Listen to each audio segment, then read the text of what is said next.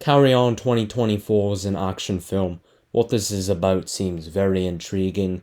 There's a threat of a chemical weapon being smuggled by two terrorists at LAX airport on Christmas Eve, and the main accomplice featured is Jason Bateman, who's the main antagonist, is an unusual suspect for aviation terrorism, a white man, and they intend to target a politician who's on the flight to frame the Russians so it would be increased military manufacturing, creating more profit. I mean, with that plotline, you would think that the film would be rambunctious vitality, exuberant, full throttle, high octane. The description masquerades as that. Instead, it was a pretentious, deceiving masquerade of mediocrity. The plot and the action was lackluster, really dull. It felt anesthetic, generic, shackled by the oppressive dogma for market trends. And it's an unremarkable concoction of saccharine drivel, cinematic travesty much. Every time a dose of suspense occurred, it felt like intentional trolling to become disappointing. The film is structured on cliches, recurring, predictable tropes, which diluted all the intensity.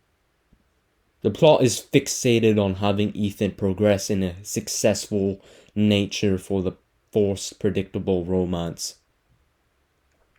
So, there's three accomplices, a man that is advanced at hacking that's outside of LAX in a van, referred to as the Watcher, where he has all this technological equipment and he is coordinating with his accomplice, the Traveler, and the only part of this plan that wasn't premeditated was to find a TSA agent that had the least amount of experience on the job, and they decide from the following TSA agents that are present that Ethan, the protagonist, has the least amount of experience, and Ethan's wife works at LAX as well, so they are able to blackmail him much more easily. So I'm glad that the movie's pacing was really solid as well. There wasn't too much crappy dialogue. It transitions right down to the action. So it starts with Ethan doing his typical duties, scanning passengers' carry-on items at the security, and he spots an earbud.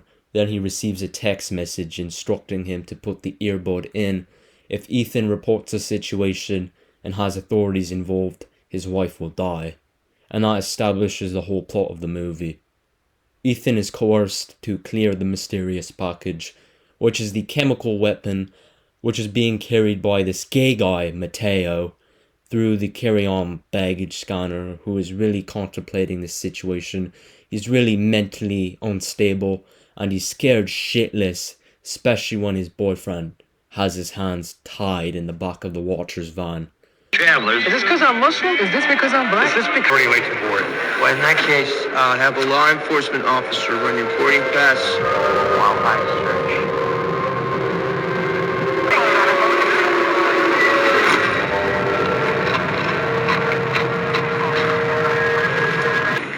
I was patient with you because I thought I liked you.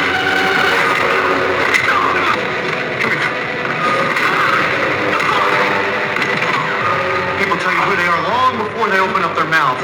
Come on, you're not going to shoot me, Ethan. Think about it. What happens after that?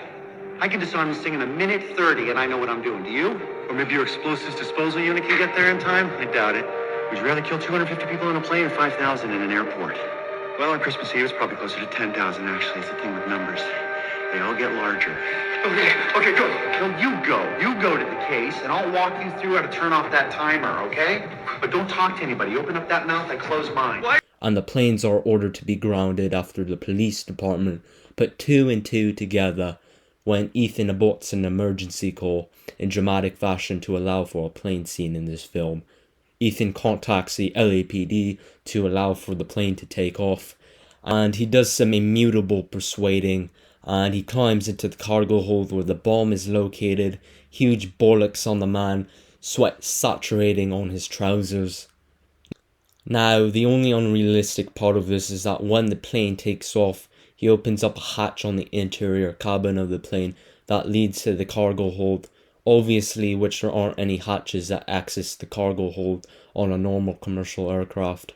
So for the shits and giggles, they decide to go this route to force the outlandishly irrational plot. I mean, at this part of the plot is ridiculous, where they decide to have the bag moved to the cargo hold instead of the overhead bins due to the size of the bag. Definitely what should have been done is have the explosive in the regular size carry-on, so it fits in the overhead bin, and they have the fight scene on the cabin of the plane for some proper action. So Ethan whips out his Aikido moves, so the terrorist dies when he gets trapped in an airtight freezer in the cargo hold. Then Ethan is able to dismantle the bomb.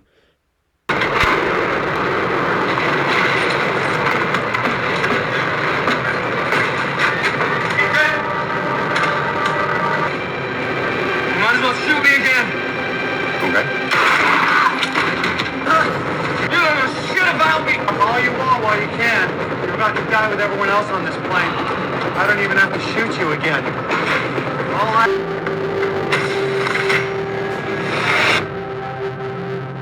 I guess I woke up.